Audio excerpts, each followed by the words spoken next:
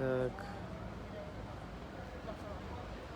Ассаламағалейкум қазақ елі. Құрметті қазақстандықтар, шымкенттіктер, билік өкілдері, біз бүгін Шымкент қаласындағы Әл-Фараби аудандық сотында Астарлы Ақиқат ақпарат агенттігінің басшысы Сардар Абджақия өздеріңізбен тілдесіп байланысқа шығып отыр. Қазіргі таңдағы мынау Шымкент қаласындағы болып жатқан жайттер, яғни білім басқармасындағы Жанат Тәжиева ханымның басқарып отырған білім саласындағы бір балабақшаның бухгалтері, яғни есепшісін қазір айтуларынша негізсіз қамап, қазір сот процесі жүріп жатыр. Қазір біз осы сот несіне келдік. Бұл жерде біздің естіп осы журналистердің араласып жатқан себебі өте үлкен қаражаттар жымқырылған деген сондай сөздер, ақпараттар шықты. Управленияда, яғни білім басқармасында, білім саласында өте үлкен қаражаттар жымқырылған туралы қауесеттер кеңінен таралып жатыр. Яғни сол жердегі қазір біз келіп отырған бір балабақшаның есепшісі жаңағы қаражатты жымқырды деген жаламен қамалып, негізсіз қазір қамауда отырған көрінеді. Алайда қазір міне сот процесі жүріп жатыр. Не болғанын, не болып жатқанын, оның қазір кішкентай балапандарының көз жастарын көріп, амал жоқтан сол кісілердің өтініштерін тікелей үкімет басшыларына және президентіміз Қасым-Жомарт Тоқаевқа осы мәселені назарға алып, үкімет басшылары арнайы тексерулермен қадағалауға алуларын сұраймыз. Қазір біз сол кісілердің, сол апайдың, қамауда отырған апайдың перзенттерін көрсетіп, өзінің үлкен перзентін сұхбатқа шақырайық.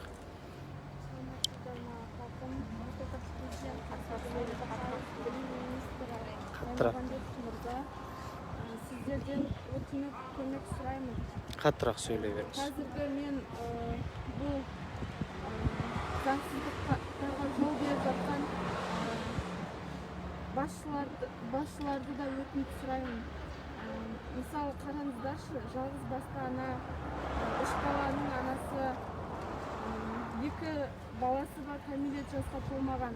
Сол бір жай ғана есепшіні айыптап отыр. Оны мысалы қалай заведующий Алия Сұлтанбекқызы білмейді, мен түсінбеймін да.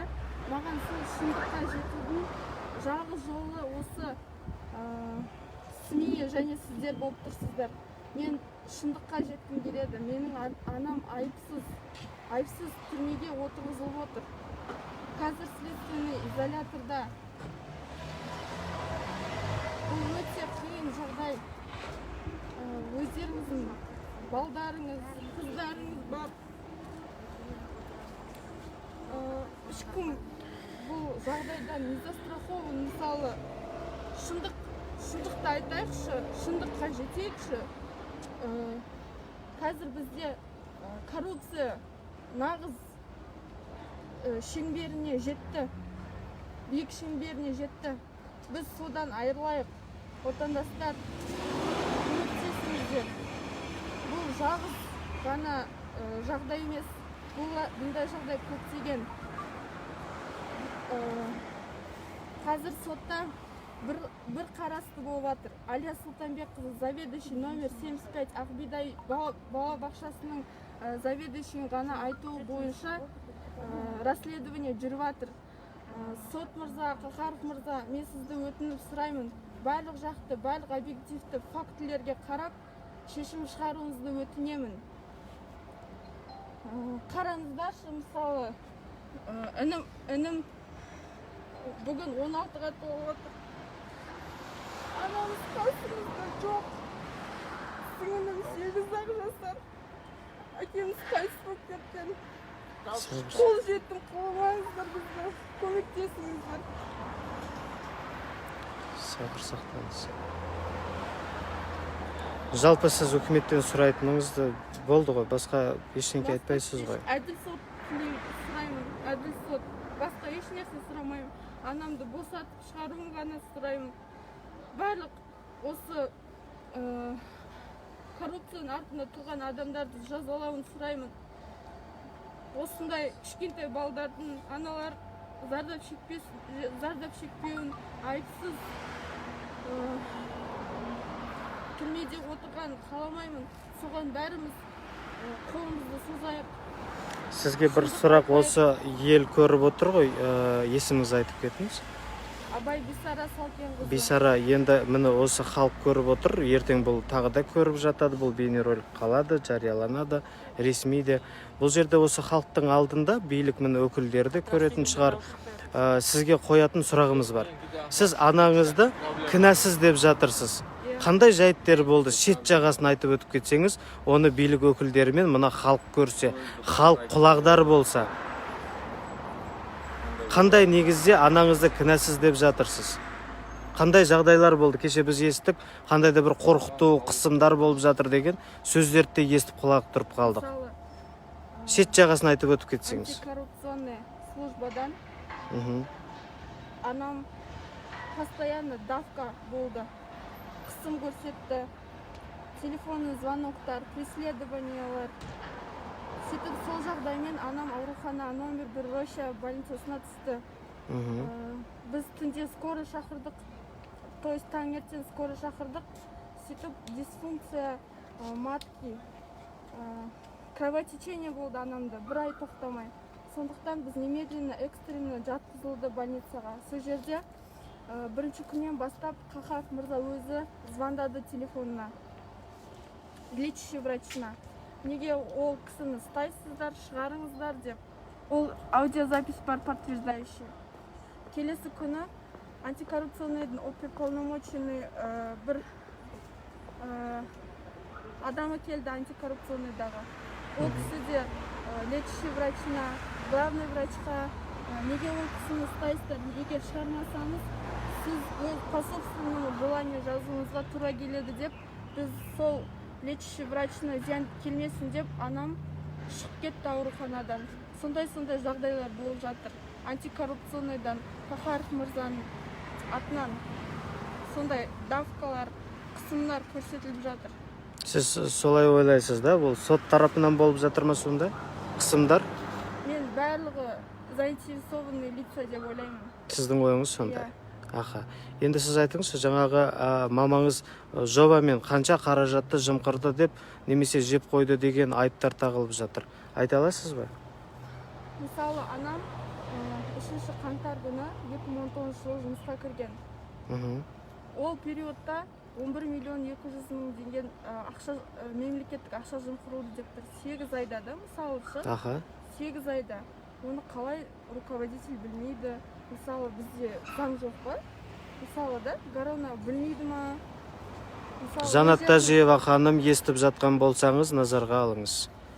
Сіздің басқарып отырған білім басқармасындағы жағдайлар. Мысалы, ақшаны жіберу үшін бір определенный условиялар керек қой? Пароль, ключ, дұрыс па? Солардың бәрін қарамай жатыр ғой.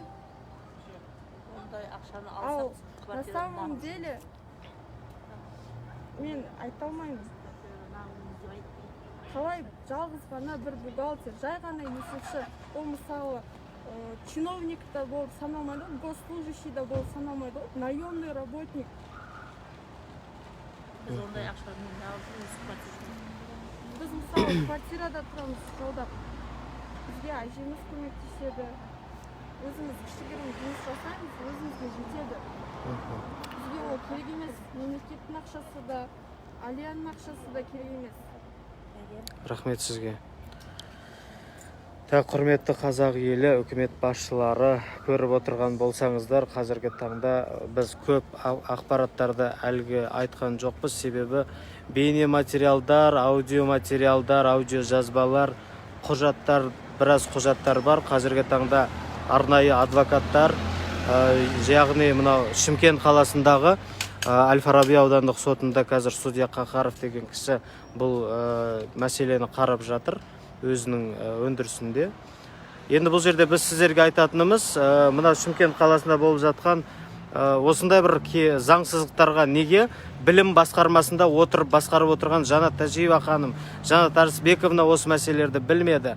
Біліп отырып осы мәселеге жол берді деген сұрақтар туындап жатыр. Себебі біз айта алатын едік, ол кісі егер басшы болатын болса, білім саласын басқарып отыратын болса, 11 миллиондай қаражат жымқырылып кеткенін неге білмейді? Сондай есеп алмады ма? Ол кісінің әлде мақсаты осындай өзінің бір шындықтарды айтып қойған адамдарды қамату ма еді мақсаты?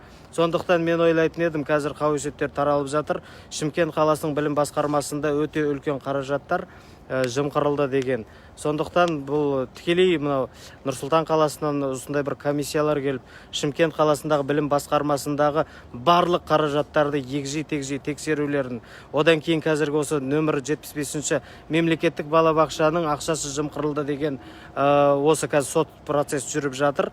Айтуларынша жаңағы бухгалтердің балдары, адвокаттары, яғни солардан естігіп түйгеніміз іс бір жақтама қарап жатыр деген мәселе туындап жатыр.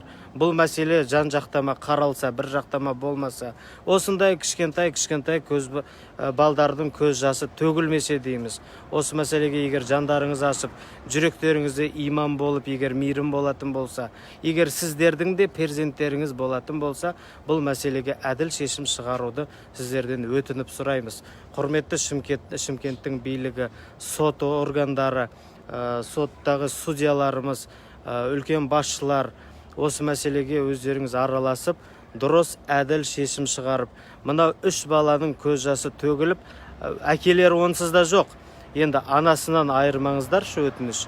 Сіздерден сұрайтынымыз сол, алдағы күндердегі болып жатқан сот процестерін сіздерге жариялап, сіздермен байланыста отыратын боламыз.